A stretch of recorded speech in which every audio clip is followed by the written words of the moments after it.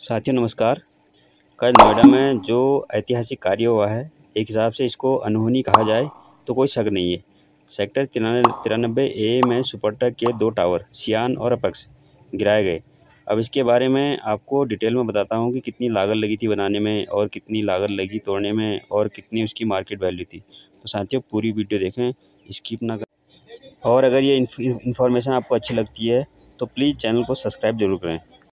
कल ठीक 2:30 बजे नोएडा के सुपरटेक टिन टावर हमेशा के लिए मिट्टी में मिल गए।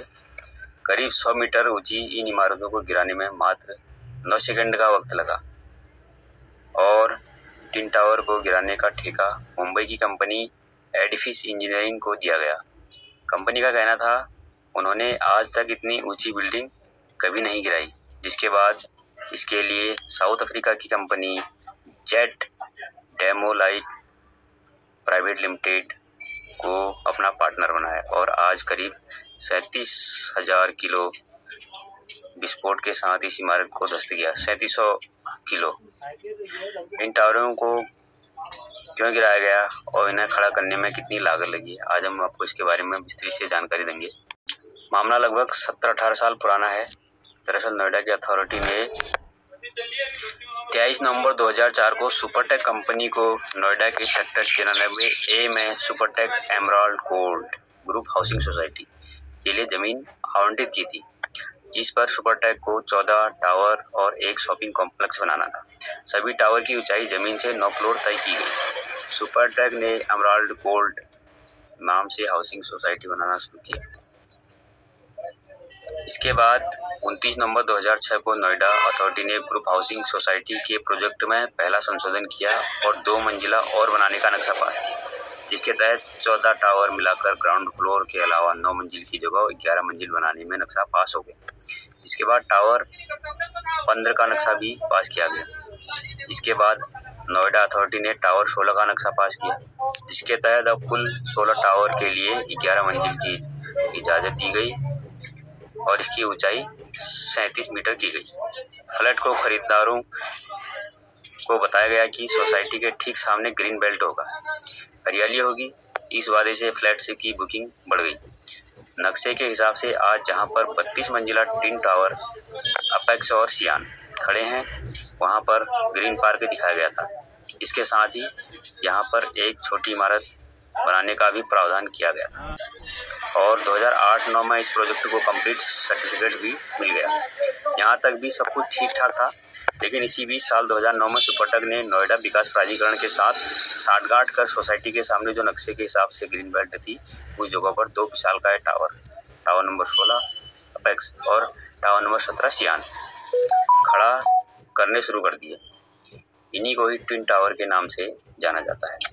इसके लिए बिल्डर ने फिर नोएडा अथॉरिटी से साठगांठ की और 26 नवंबर 2009 को नोएडा अथॉरिटी ने इसमें दूसरा संशोधन करते हुए टावर नंबर 17 का नक्शा पास किया। इसमें टावर नंबर 16 और 17 पर 24 मंजिल निर्माण का नक्शा बनाया गया और इसकी ऊंचाई 73 मीटर तय कर दी गई।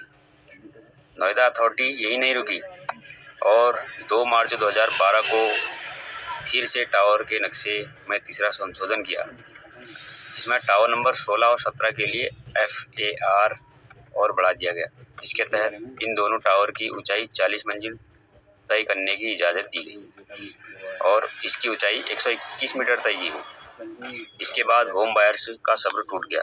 दरअसल जिन लोगों ने ग्रीन बेल्ट को देखते हुए फ्लैट बुक किया था, अब उनके सामने हरियाली की जगह 2 बड़े-बड़े टावर खड़े थे। ये एक तरह से ठगी थी। स्थानीय रेजिडेंट्स वेलफेयर एसोसिएशन ने पहले इसका विरोध किया और बिल्डर से नक्शा मांगा। बिल्डर द्वारा नक्शा नहीं दिए जाने के बाद होम बायर्स ने नोएडा प्राधिकरण से नक्शा मांगा, परंतु वहां से भी निराशा मिलने के बाद लोगों ने कानूनी लड़ाई लड़ने की ठानी। मामला पहले स्थानीय अदालत में और 2012 में इलाहाबाद हाईकोर्ट पहुंचा। करीब 1.5 साल की सुनवाई के बाद हाईकोर्ट ने 11 अप्रैल 2014 को ट्विन टावर ध्वस्त करने का फैसला सुनाया। इस फैसले के लिए कि आज नोएडा विकास प्राधिकरण के अधिकारियों को तब भी पहुंची। मजेदार बात यह है कि मामला जब हाईकोर्ट पहुंचा था तब ट्विन टावर सिर्फ 13 फ्लोर ही बना था, लेकिन सुपरटेक ने 1.5 साल के भीतर 32 फ्लोर का निर्माण कार्य शुरू कर दिया। हाईकोर्ट के फैसले को सुप्रीम कोर्ट में चुनौती दी गई। 7 साल की लंबी सुनवाई के बाद 31 अगस्त 2021 को उच्चतम अदालत ने भी टावर गिराने के आदेश सुनाए। तब से लेकर अब तक अलग अलग कारणों से ध्वस्तीकरण की तारीखें टलते टलते आखिरकार कल 28 अगस्त 2022 को विवादास्पद इमारत मिट्टी में मिली।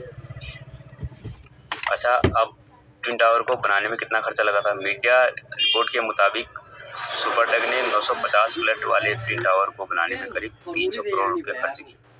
फ्लैट का करंट मार्केट वैल्यू करीब 800 करोड़ रुपए और पूरे ट्विन टावर का टोटल मार्केट वैल्यू 1000 करोड़ से ज्यादा। अच्छा, ट्विन टावर को गिराने में कितना करोड़ का नुकसान हुआ?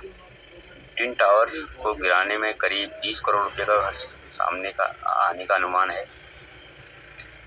ये खर्च भी सुपरटेक को उठाना होगा, जिसमें से सुपरटेक लगभग 5 करोड़ रुपए का भुगतान करेगी, जबकि शेष 15 करोड़ की राशि मलबे को बेचकर प्राप्त की जाएगी।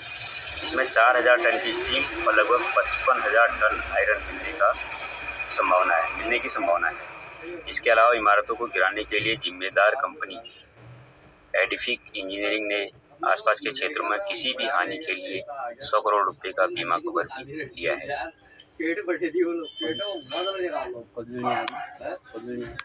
तो इससे होगा कि आसपास की बिल्डिंगों में जो भी नुकसान होगा इसको गिराते वक्त, तो उसमें जो भी नुकसान हुआ होगा उसकी भरपाई ये कंपनी जो इसको डिसमेंटल करने वाली कंपनी है वो खर्चा है ये कंपनी उठाएगी। तो साथियों, ट्विन टावर में 900 से अधिक फ्लैट बनने थे। इनमें 711 फ्लैटों की बुकिंग हो चुकी है। सुप्रीम कोर्ट के आदेश के बाद 652 निवेशकों को पैसे लौटा दिए गए हैं। इनमें से 300 से अधिक ने रिफंड, जबकि शेष ने दूसरी परियोजनाओं में प्रॉपर्टी ली। 59 निवेशकों को अब तक करीब 14 करोड़ रुपए से अधिक का रिफंड मिलना बाकी है। तो असली दोषियों पर कार्रवाई भी की जाएगी। आज भ्रष्टाचार के इन टावरों के गिरने से साबित होता है कि कानून से कोई भी नहीं बच सकता। यह कदम नए भारत को दिखाता है, जिसमें अधिकारियों और बिल्डरों के मिलीभगत पर कड़ा प्रहार हुआ है।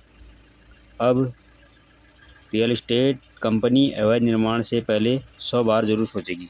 सुप्रीम कोर्ट ने यह भी कहा है, अवैध निर्माण से सख्ती से निपटना होगा। यह अथॉरिटी व डेवलपमेंट के बीच मिलीभगत का उदाहरण है। इलाहाबाद हाई कोर्ट का टावरों को गिराने का फैसला बिल्कुल सही था। तो साथियों, उम्मीद करता हूँ आपसे कि आपको ये जानकारी अच्छी लगी होगी। आगे भी ऐसी जानकारियों को सुनने के लिए हमारे चैनल को सब्सक्राइब करें और बेल आइकन को दबा के रखें, ताकि नई जानकारी आपको मिलती रहे। धन्यवाद, नमस्कार।